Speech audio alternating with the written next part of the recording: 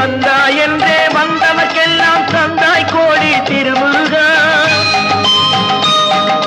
சிந்தாமணியே செவ்வே உன்னை கண்டது போதும் வடிவழகா. கந்தா என்றே வந்தவர்க்கெல்லாம் தந்தாய் கோடி திருமுருகா.